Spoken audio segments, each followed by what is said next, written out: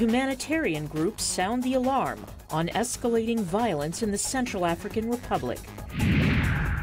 Graduate students mix, mingle, and celebrate diversity in New York City. And a bakery in Australia harnesses the power of the sun. Africa 54 starts right now. Good evening, I'm Esther Gidu Ewart in for Vincent McCory. This is Africa 54. North Korea on Friday accused the U.S. Central Intelligence Agency and South Korea's intelligence service of a plot to attack its supreme leadership.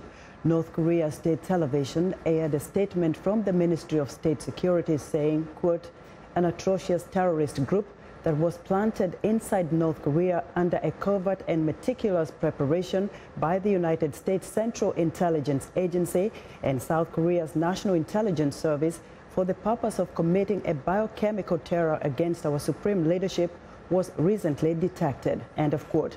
The U.S. Embassy in Seoul and South Korea's National Intelligence Service were not immediately available for comment. Tension on the Korean peninsula has been high for weeks, driven by concern that North Korea might conduct its sixth nuclear test or test launch another ballistic missile in defiance of UN Security Council resolutions.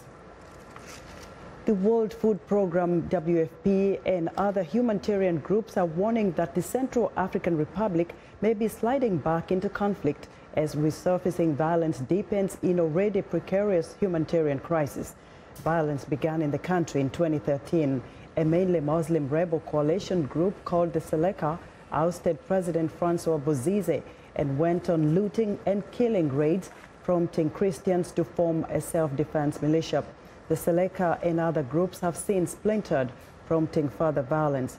WFP says half of the country's population requires humanitarian assistance, with 40% of children aged between 6 months to 1.5 years suffering from stunted growth. The country faces some of the world's highest chronic malnutrition rates.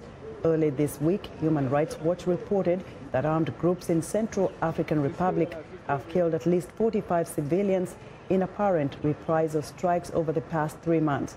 The United States has imposed sanctions on militia leaders. The United Nations High Commissioner for Human Rights said Thursday he would push Ethiopia to allow his agency to investigate rights abuses during months of unrest in 2015 and 2016, in which hundreds of people were killed. Speaking to journalists after a 3-day visit to Ethiopia, Zaid Rad al-Hussein said there was a clear need for a much wider and freer civic space in Ethiopia. Ethiopia declared 6 months of emergency rule in October after more than a year of violent protest in its Oromia and Amhara regions. Demonstrators in the area say the government has trampled on their political rights. The state of emergency has since been extended for 4 months. Last month, a government-sanctioned investigation said 669 people have been killed in the violence. Ethiopian authorities say a crackdown on the unrest was necessary because elements from Eritrea and Egypt whipped up much of the violence, including attacks on farms and factories by protesters with legitimate grievances. 3 young Ethiopian girls are using their superpowers to stop harmful practices against girls in rural areas and to promote access to school. That is the story behind the Tibeb Girls, a new animated series developed in Ethiopia. Mark van der Wolf reports from Addis Ababa. Bruktawit Tegabu is the creator of Tibeb Girls, the first animation in which Ethiopian girls play not only the lead characters, but are portrayed as superheroes. Tibeb means wisdom in Amharic. For me, it was very important that to have, girls who look like me and who look like my child to be on the screen, playing very good role model. The Tibeb Girls animation breaks taboos by discussing things such as menstruation. And in the first episode, they save a girl from child marriage. Bruktawit screens the show at schools and events around Ethiopia. Most of the issues we're raising are not well discussed in the community or in a school or where it needs to be in the house. So that's another inspiration to really break the taboo and give them a very entertaining but also engaging way to talk about very serious subject. The animation is produced in Addis Ababa with a team of voice actors, artists and writers. Representing and empowering girls is a big responsibility. Therefore, the writers, such as Malet Haile Jesus, put a lot of preparation into an episode. So what we do is we try to include everybody, like the relevant stakeholders, government bureaus, the specific target groups, and then once the synopsis is developed, we do a prototyping, which means we go to the field and test it. The Tibeb Girls animation is also published as a cartoon. Maasa Takele reads the comic strip to her children each night before they go to bed. When I ask my children why they love the cartoon, they say it's because now they have a cartoon that is Ethiopian and where their own language is spoken. Creator Brooke Tawit hopes to raise funds to further develop the TV show as she tries to sell the first season to broadcasters in Ethiopia and other African countries where young girls face the same issues. Marta van der Wolf for VOA News, Addis Ababa.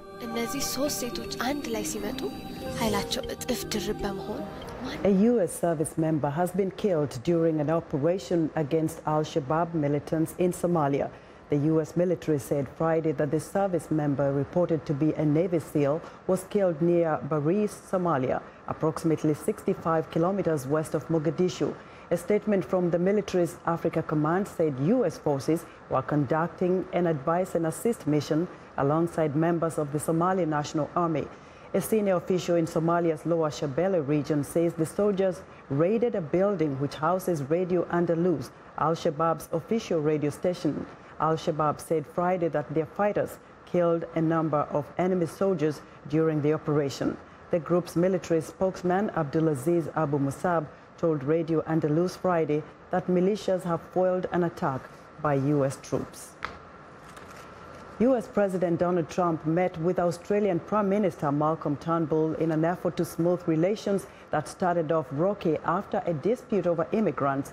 In a phone call in February, Trump protested the agreement his predecessor Barack Obama made with Australia to resettle about 1,200 mostly Muslim refugees, but has since softened his stance. The meeting took place late Thursday before a ceremony commemorating the 75th anniversary of the Battle of the Coral Sea. In that World War II battle, the United States and Australia together fought the Japanese Navy in the Pacific Ocean. VOA's Ladza Hoke reports. The U.S. and Australian leaders met on board the aircraft carrier Intrepid, one of the vessels that participated in the 1942 Battle of the Coral Sea. Trump and Turnbull both praised the U.S.-Australian alliance that ultimately led to weakening of the Japanese naval forces in the South Pacific. I'll be speaking about the Battle of the Coral Sea tonight. That was some battle. That was a very important battle for both of us. It was. We did it together. We did. It saved Australia, and it was the turning point in the war. Trump arrived on his first official visit to New York in a good mood after his updated health care plan, designed to replace the Affordable Care Act, passed in the House of Representatives. His triumph was somewhat marred by the presence of demonstrators awaiting his arrival to protest various causes. His effort to dismantle the so-called Obamacare was among the leading ones.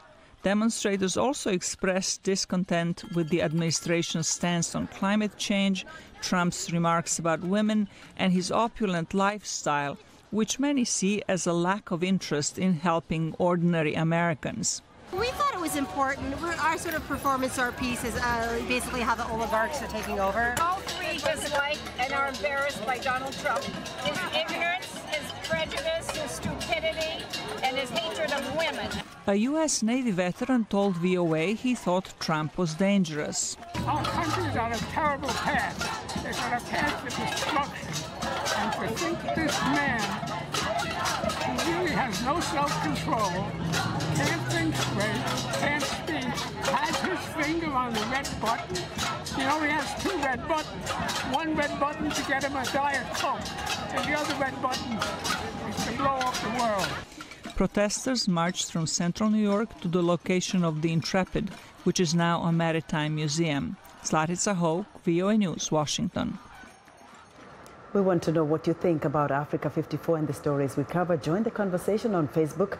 The address is Africa 54. We're also streaming our show live on Facebook. So check us out and share our show with your friends. Also, check out our headlines 24/7 on voaafrica.com. Coming up, a home away from home for New York City's international students. Stay with us.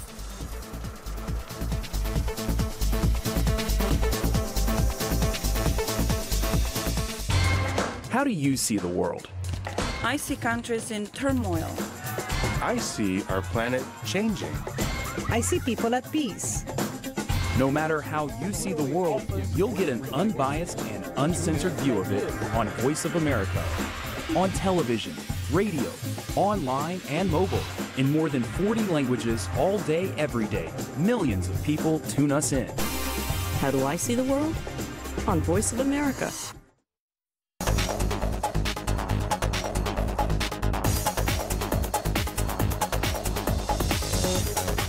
Now, U.S. stocks opened flat Friday following the employment report as investors focus on the healthcare bill and related stocks.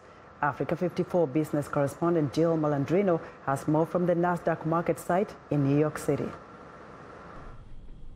U.S. stocks opened flat following the all-important employment report for April. Let's take a look at some of the data. Non-farm payrolls came in at 211,000 versus consensus of 180,000. However, March was revised down to 79,000 jobs from 98,000 jobs. February was revised up. We've been averaging about 185,000 jobs per month for 2017.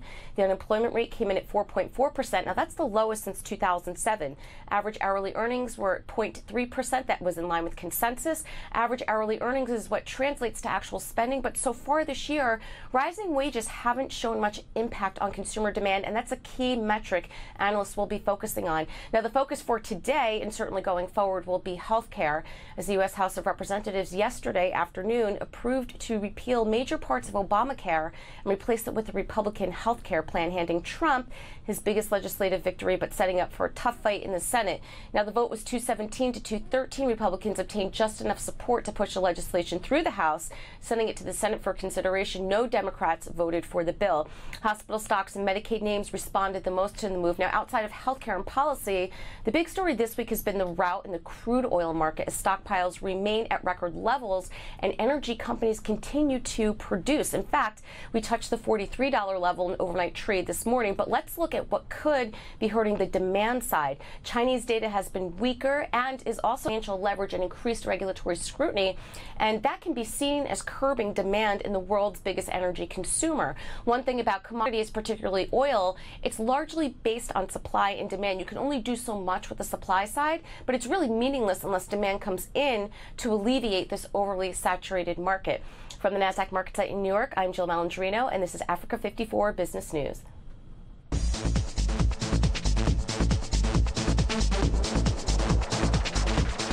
New York City can be a daunting place for first-time visitors and a culture shock for foreigners. But at the heart of one of the most prestigious higher education scenes in the U.S., students from more than 100 countries have the opportunity to connect under one roof and find their place as future world leaders. For young professionals, life in the United States' largest city has its benefits. But if you don't know where to start, it helps to have a community. Without the International House, New York would have been a very, very lonely place for many people. Ajibola Amzat of Nigeria paused his professional life as a reporter to pursue a graduate degree in journalism at Columbia University. But if it weren't for his dorm-style residence next door, International House, New York might have been a very different experience. New York is a lonely place. I mean, there are many people around. There's diversity of cultures and ethnicity and all that, but still people don't mingle. Across the residential home's many shared spaces, mingling is more than just encouraged among the student body. Residents stay in rooms that are by design very small, And that is so that they come out into the common areas and interact and exchange with each other. The dining room is communal by design, so you can sit with someone new for every meal. Its approach is also cross-disciplinary, welcoming graduate students from the full spectrum of New York area universities who share in cross-cultural celebrations throughout the year. But for many of them, it's the organic conversations that form the greatest bonds, along with personal growth. I think the way in which you engage the political discourse when it comes to systemic issues, it was a huge, huge awakening because I never anticipated it to be the case when I arrived. But I could draw on some lessons from home, and so it really informed the conversations that I had with some friends.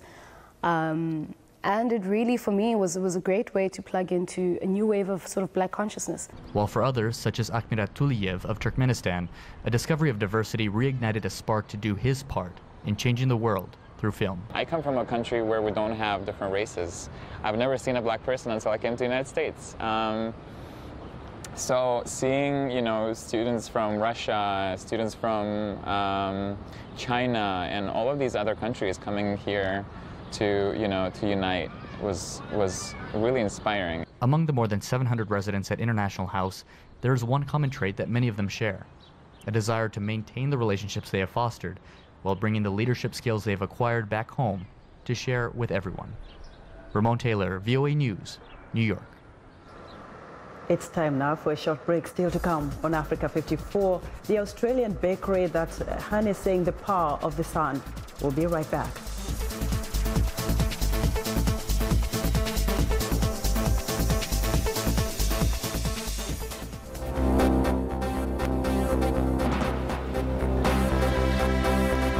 Extremely large number of arrests by fear of criticism rather than evidence.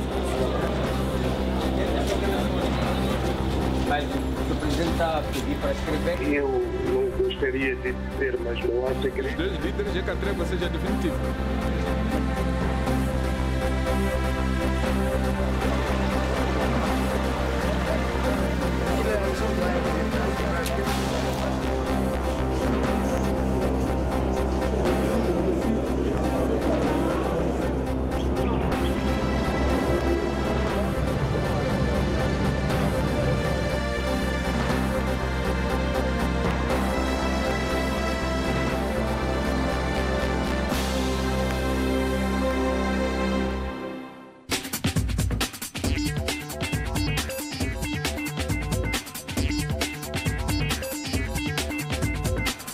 And welcome back to Africa 54. Here's what's trending. High-end food, luxury dog kennels, and bling for pets. These are just some of the highlights of this year's Family Pet Expo in California.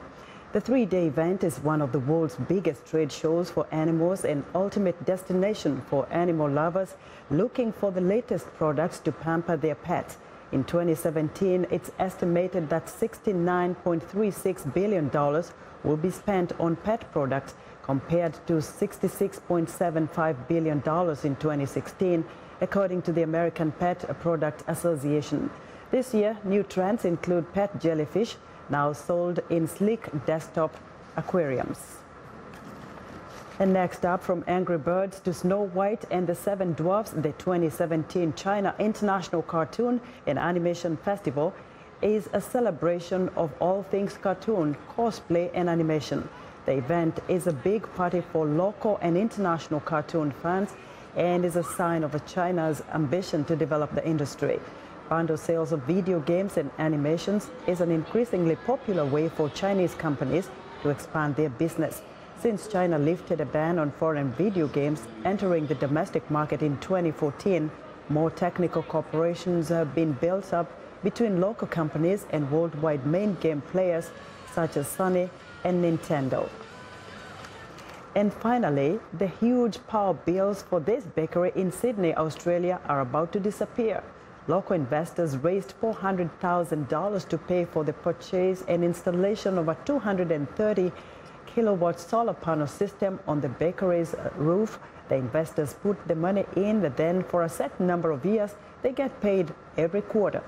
Over time, the return on investment will add up to about 7%. The bakery is among more than 50 projects in Australia where investors have pitched a total of $24 million. And that's what's trending today. Now, racing unmanned aerial vehicles, better known as drones, is a new sport that's on the rise in the United States, Europe, and Asia. Drone Squad, a Los Angeles-based tech startup, connects local drone pilots around the world for fun, but it's the intense competition that's taking this new sport to another level. Africa 54's Paul Ndiho explains. Drone racing. The technology for the new sport is only a few years old, but drone racing has progressed from hobbyist racing in empty parking lots into a competitive sport. In September 2016, the Drone Racing League and ESPN reached an agreement for the network to broadcast races. Startups like Drone Squad, founded last year by Peter Muro, have emerged and are sponsoring drone races. There's been an explosion in the sport because now all these professional pilots can really train and measure their progress. So we've recorded over 200,000 timed laps since introducing this a couple months ago. And so pilots are using it like crazy for training. The next step is we're going to allow you to connect multiple race trackers together, and we can actually run a race with multiple people. Pete Muro, a certified drone pilot and software developer, says there's real potential for the drone racing to go mainstream. So drone squads, the first problem that we solved was to help people sort of discover places to go so they could fly for fun. What you do is you turn this on and you pair it to the Drone Squad app. So now all the trackers have been connected, and when you start the race, you just press a button on the phone, and all the race trackers will go into a race mode. So it tells the race tracker that Pete is on Fat Shark 1, so listen to Fat Shark 1, and when I fly over, it'll register a lap. Pilots in nearly 2,500 cities are already using Drone Squad application to build new clubs and grow the ones that they already have.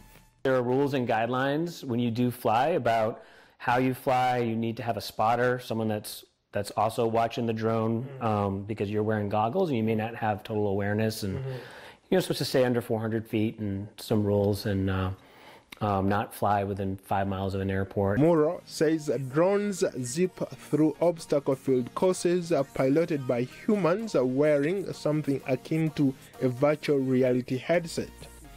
Tiny cameras are mounted on drones to offer the pilot a cockpit-like view as they steer using joysticks, similar to what you'd find on an Xbox controller. Muro has also created a cutting-edge application that is free and available in the App Store and Google Play for drone racing enthusiasts to meet each other and share app feedback and get support. As for me, a wannabe drone pilot, I still have some work to do.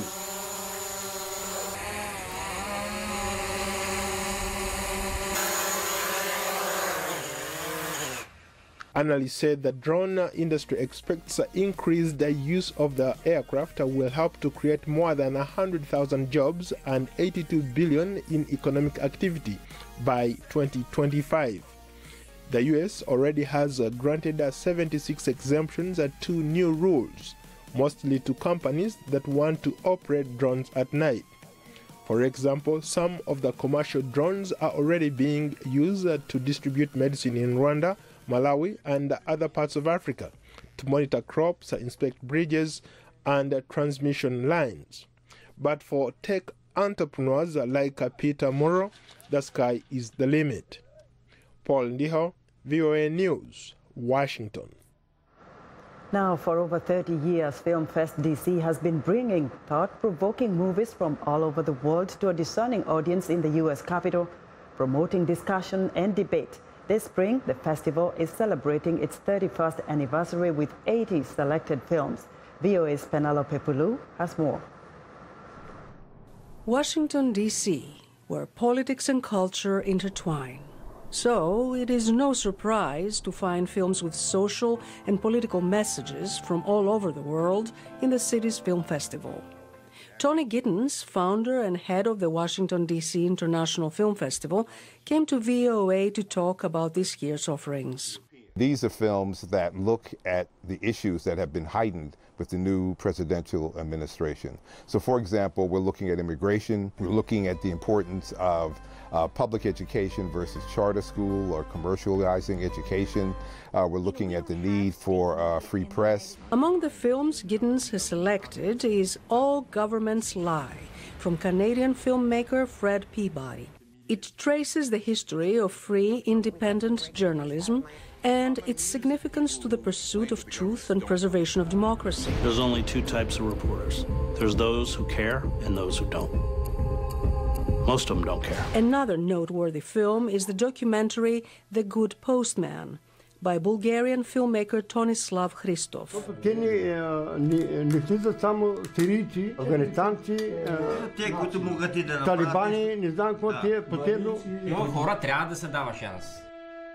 It looks at people who live in a small town and have to decide. I mean, Syrians are coming into their community. How do they adjust to it? Is it going to help their economy, or is it going to hurt them in some way? And so these are issues that are faced by Europeans and Americans from day to day. The festival offers a variety of films looking at social and cultural displacement from the perspective of ethnic communities existing as insular islands in other cultures. One example is A Wedding, a feature drama by Stefan Strecker. This French-Pakistani production deals with the values of a Pakistani family living in France and ends in tragedy when one of the daughters chooses a new way of life over tradition.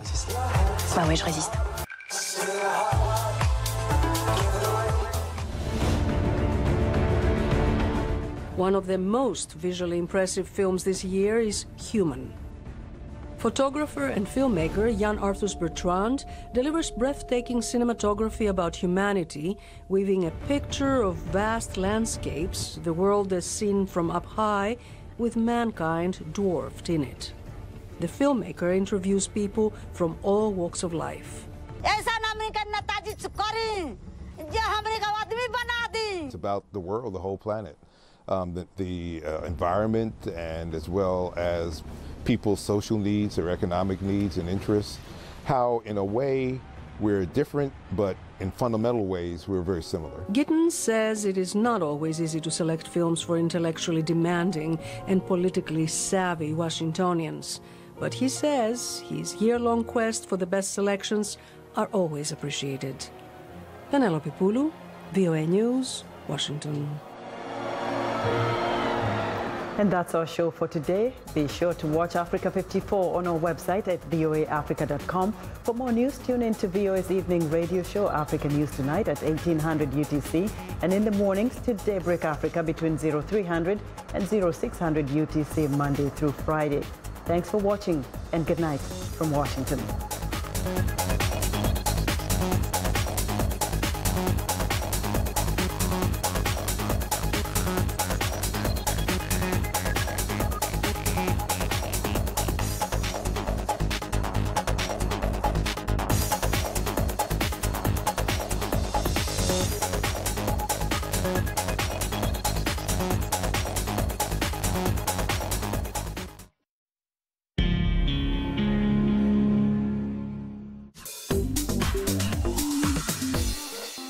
Welcome to English in a Minute.